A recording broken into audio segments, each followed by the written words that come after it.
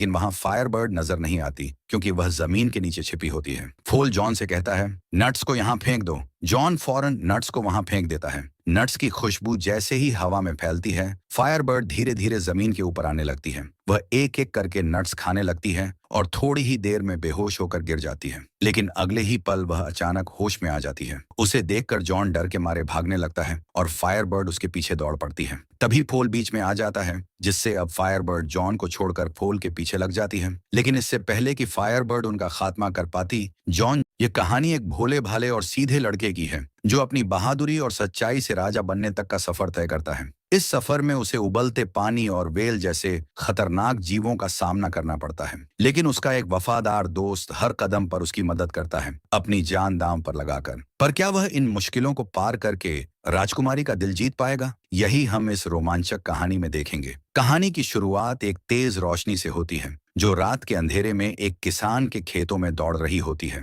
ऐसा लगता है जैसे आसमान से बिजली गिरी हो। अगली सुबह किसान अपने बेटों को बुलाता है और खेतों की हालत दिखाकर कहता है, देखो, किसी ने रात में हमारी सारी गेहूं बर्बाद कर दी है। ये सुनकर उसके दो बड़े बेटे कहते हैं, शायद यह किसी शैतान ने किया होगा। लेकिन किसान अपने खेतों की बर्बादी से बहुत गुस्सा होता है और रात में पहरा देने के लिए अपने सबसे छोटे बेटे जॉन से कहता है। दरअसल जॉन को सभी बुद्धू और बेवकूफ समझते हैं, लेकिन उन्हें नहीं पता कि एक दिन इसी लड़के की किस्मत में राजा बनना लिखा है। रात को जब जॉन खेत पर पहरा दे रहा होता है तो उसे घोड़े की आवाज सुनाई देती है। वह चौकन्ना होकर चारों ओर देखने लगता है। जैसे ही वह पीछे मुड़ता है तो देखता है कि सफेद रंग का एक बहुत बड़ा घोड़ा उसके पीछे खड़ा है। उसे देखकर जॉन घबरा जाता है, लेकिन फिर भी हिम्मत करके उसे पकड़ने के लिए रस्सी का फंदा फेंकता है। जैसे ही फंदा पड़ता है, घोड़ा भागना शुरू कर देता है। जॉन भी रस्सी को कसकर पकड़ लेता है और उसे रोकने की कोशिश करता है, लेकिन घोड़े की रफ्तार इतनी तेज होती है कि जॉन घिसटता चला जाता है और खुद को संभाल नहीं पाता। घोड़ा बहुत तेजी से भागता है, लेकिन उसकी रफ्तार की वजह से वह सीधे जाकर एक दलदल में फंस जाता है। यह देखकर जॉन घोड़े को बाहर निकालने की कोशिश करता है। वह रस्सी को पास की विंडमिल से बांध देता है और धीरे धीरे घोड़े को दलदल से बाहर खींच लेता है। बाहर निकलते ही घोड़ा थका और दुखी होकर वहीं बैठ जाता है। यह देखकर जॉन को उस पर तरस आ जाता है। वह उसे आजाद करने का फैसला करता है, लेकिन पहले घोड़े से वादा लेता है कि वह दोबारा उनकी फसल नहीं बर्बाद करेगा। असल में यह कोई साधारण घोड़ा नहीं, बल्कि एक जादुई घोड़ी होती है। जॉन जैसे ही उसे छोड़ता है, वह खुश होकर तेज रफ्तार से वहां से चली जाती है। अगली सुबह जब जॉन सोकर उठता है तो देखता है कि अस्तबल में दो बेहद सुंदर घोड़े खड़े हैं। उनके अलावा वहां एक छोटा घोड़ा भी होता है जो उसी जादुई घोड़ी का बेटा होता है। ये घोड़ा इंसानों से बात कर सकता है। छोटा घोड़ा, जिसका नाम फोल होता है, जॉन से कहता है, मेरी माँ ने यह घोड़े तुम्हारे लिए तोहफे में भेजे हैं क्योंकि वह तुमसे बहुत खुश है। जॉन यह देखकर बहुत खुश होता है, लेकिन तभी उसके पिता खेत की बर्बादी देखकर गुस्से में उसकी ओर बढ़ने लगते हैं। जॉन घबरा जाता है क्योंकि पिछली रात पहरा देने के बावजूद फसल नष्ट हो गई थी। तभी फोल जॉन को अपनी पीठ पर बैठा लेता है और बिजली की रफ्तार से दौड़ते हुए उसे बहुत दूर ले जाता है। ये देखकर जॉन पूरी तरह हैरान हो जाता है। भागते भागते वे एक शहर के पास पहुंच जाते हैं। तभी जॉन फोल से कहता है,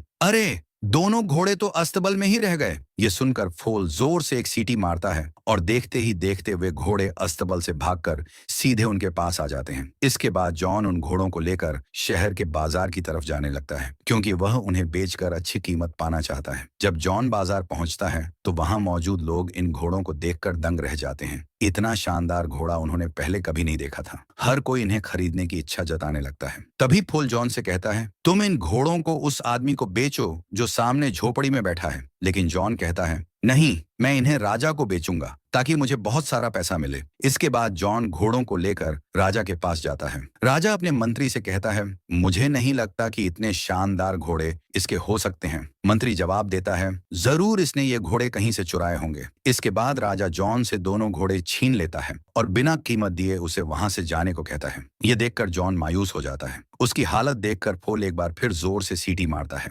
सीटी की आवाज सुनते ही घोड़े राजा की बग्घी छोड़कर भागते हुए सीधे जॉन के पास लौट आते हैं। घोड़ों के भागने से राजा की बग्घी अनियंत्रित होकर सीधे आटे की बोरियों पर जा गिरती है, जिससे राजा एकदम सफेद भूत जैसा दिखने लगता है। यह देखकर सभी लोग हंसने लगते हैं। राजा को काफी शर्मिंदगी महसूस होती है, लेकिन चूंकि इसमें जॉन की कोई गलती नहीं थी, इसलिए वह प्रजा के सामने उसे कुछ नहीं कहता। अब राजा जॉन को घोड़ों की कीमत तो देना चाहता है, लेकिन अपनी बेइज्जती का बदला भी लेना चाहता था। इसलिए मंत्री के सुझाव पर राजा जॉन को महल में घोड़ों की देखभाल करने का काम दे देता है। जॉन भी इस काम के लिए तैयार हो जाता है। अगले सीन में दिखता है कि जॉन के अच्छे स्वभाव और मेहनत की वजह से राज्य के लोग उसे पसंद करने लगते हैं, लेकिन राजा को यह सब देखकर जलन होने लगती है। वह किसी भी तरह जॉन को खत्म करना चाहता है। तभी उसका एक मंत्री राजा से कहता है, हमें जॉन को ऐसा काम देना होगा जो वह कभी पूरा न कर सके। अगर वह काम पूरा न कर पाया तो हम उसे सजा देकर खत्म कर सकते हैं। इसके बाद मंत्री राजा को एक खतरनाक सुझाव देता है, फायरबर्ड को पकड़ने का। फायरबर्ड को पकड़ना नामुमकिन माना जाता था, क्योंकि आज तक जिसने भी उसे पकड़ने की कोशिश की वह जिंदा वापस नहीं लौटा। राजा जॉन को यह काम करने का आदेश देता है। जॉन बिना किसी सवाल के इसे मान लेता है। जब जॉन ये बात फोल को बताता है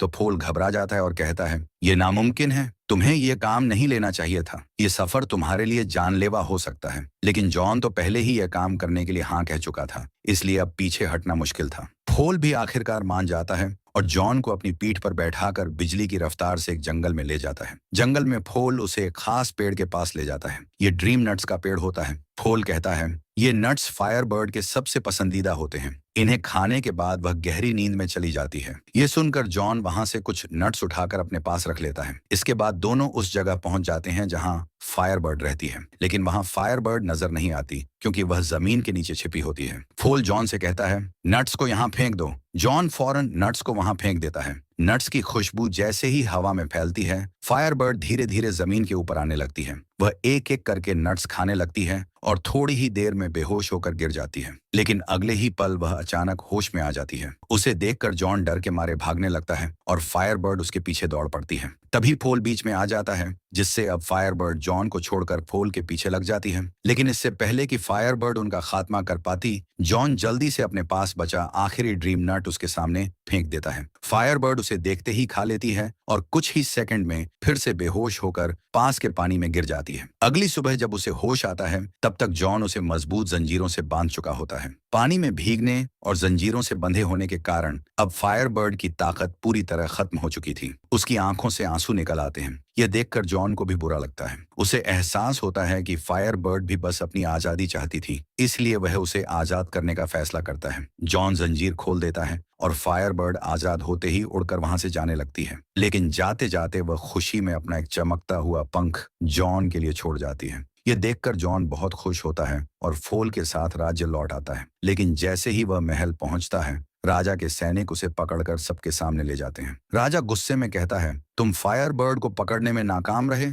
अब तुम्हें इसकी सजा मिलेगी। जॉन जल्दी से फायरबर्ड का चमकता हुआ पंख निकालकर सबको दिखाता है और कहता है, मैंने उसे पकड़ा था, लेकिन बाद में जाने दिया। लेकिन राजा उसकी बातों पर विश्वास नहीं करता, क्योंकि इस समय पंख चमक नहीं रहा था। राजा गुस्से में आदेश देता है, मेरे आदेश को पूरा ना करने की वजह से जॉन को मौत की सजा दी जाएगी। मगर इससे पहले कि सैनिक जॉन को मार पाते, अचानक फायरबर्ड वहां आ जाती है। उसके आते ही जॉन के हाथ में रखा पंख फिर से चमकने लगता है और उसकी रोशनी से पूरा राज्य जगमगा उठता है। यह देखकर सबको यकीन हो जाता है कि जॉन ने सच में फायरबर्ड को पकड़ा था और फिर उसे छोड़ दिया। अब राजा के पास कोई और बहाना नहीं था। वह जॉन को सजा नहीं दे सकता था, क्योंकि पूरी प्रजा को अब उस पर विश्वास हो चुका था। इसलिए ना चाहते हुए भी राजा जॉन को शाही पोशाक और पगड़ी पहनाकर सम्मानित करता है। वह सबके सामने दिखावा करता है कि वह जॉन से बहुत प्रभावित हुआ है, लेकिन अंदर ही अंदर राजा और भी ज्यादा गुस्से में था। अब वह किसी भी हालत में जॉन को खत्म करना चाहता था। इसलिए वह अपने मंत्रियों से कहता है, कोई ऐसा तरीका बताओ जिससे मैं इस लड़के से छुटकारा पा सकूं।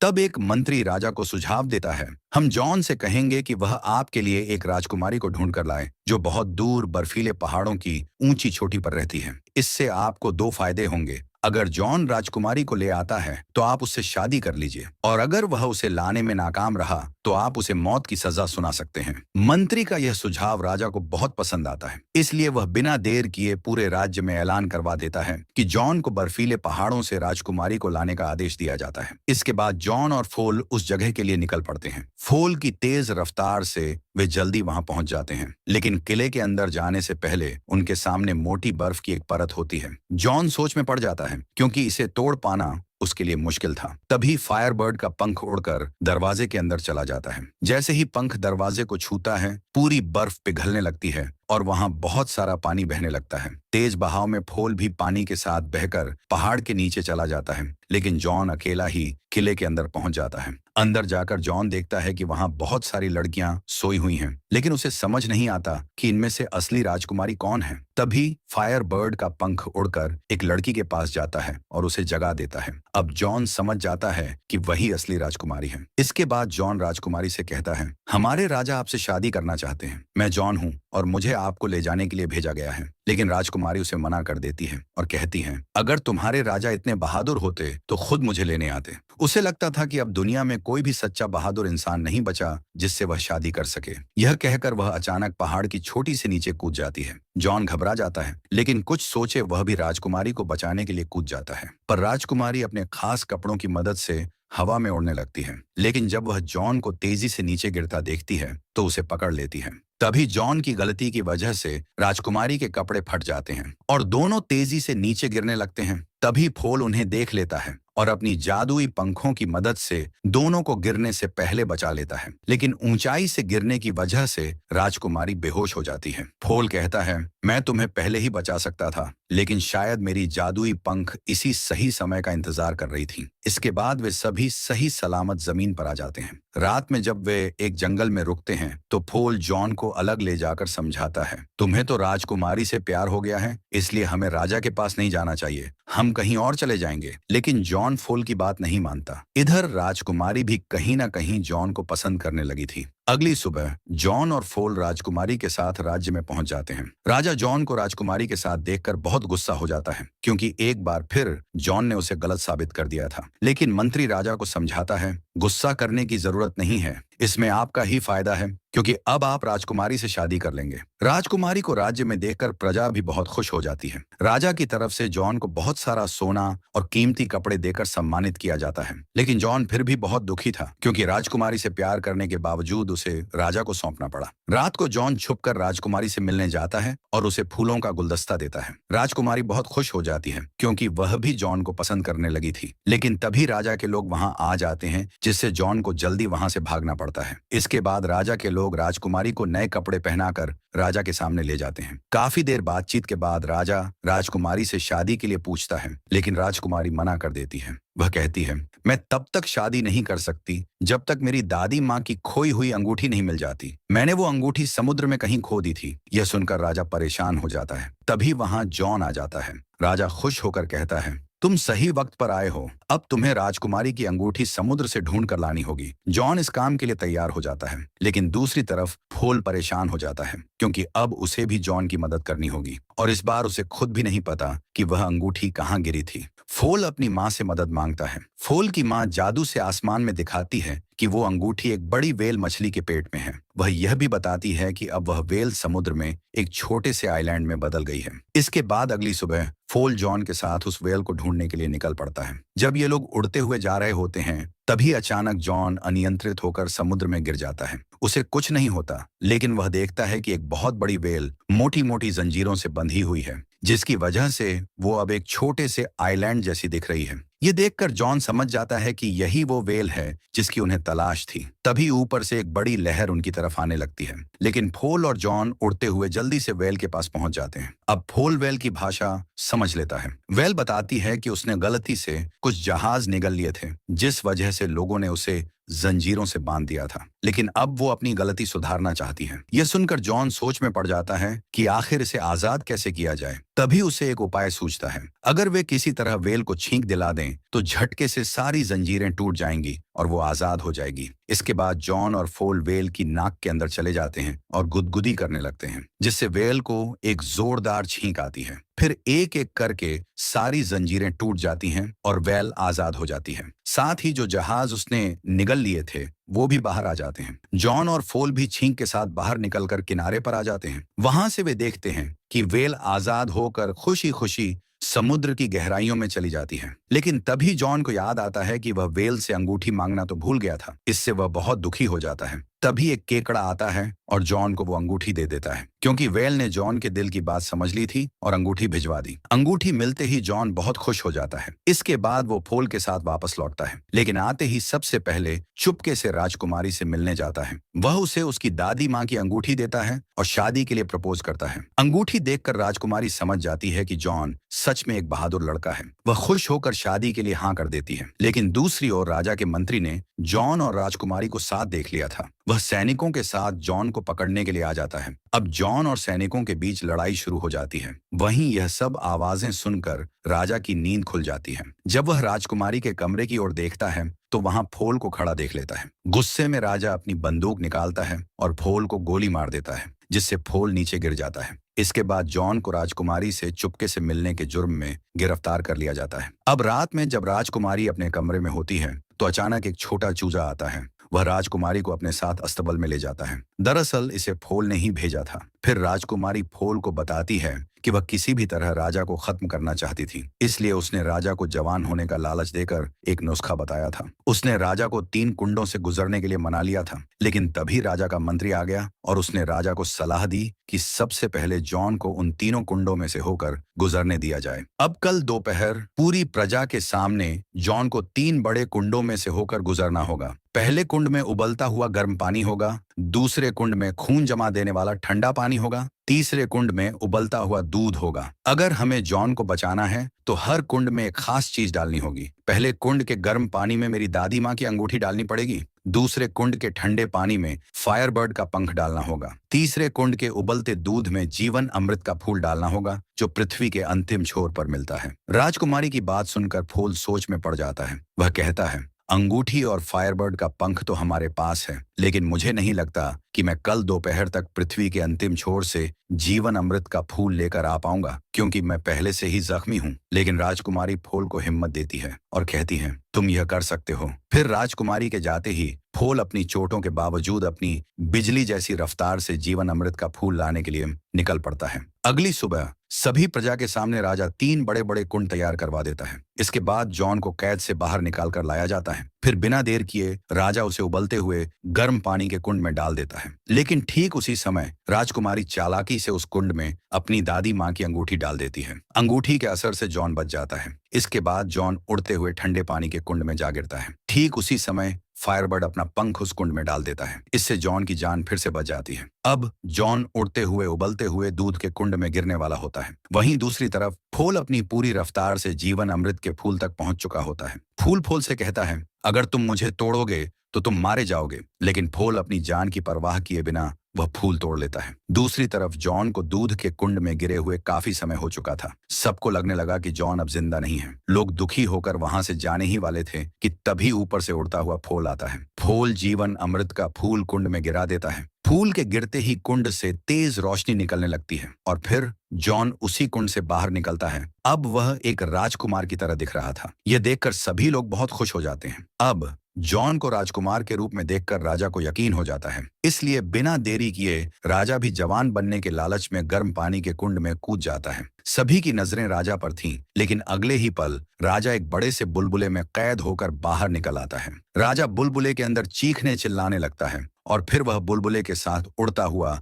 कहीं दूर चला जाता है। यह देखकर राज्य के लोग बहुत खुश हो जाते हैं, क्योंकि कोई भी राजा को पसंद नहीं करता था। इसके बाद सभी लोग मिलकर जॉन को अपना नया राजा बनाने का फैसला करते हैं, क्योंकि अब वे समझ चुके थे कि जॉन एक सच्चा और ईमानदार इंसान है। इस फैसले से जॉन और राजकुमारी दोनों बहुत खुश हो जाते हैं। वहीं फूल को लगने लगा कि अब उसकी मौत करीब है। बेचारा फूल इस बात से बहुत परेशान था। लेकिन तभी राजकुमारी उसकी बात सुनकर हंस पड़ी और बोली, तुम्हें कुछ भी नहीं होगा। फूल की वो बात सिर्फ एक परीक्षा थी जो तुम्हारे साहस को परखने के लिए थी। तुम उस परीक्षा में सफल हो गए, लेकिन अगर तुम बिना फूल लिए वापस आ जाते तो सच में मर जाते। अब कहानी के आखिर में हम देखते हैं कि जॉन और राजकुमारी की शादी हो रही है। पूरे राज्य में खुशी का माहौल था। सभी लोग जश्न मना रहे थे, नाच गाना हो रहा था और इसी हंसी खुशी के साथ ये कहानी यहीं पर खत्म हो जाती है।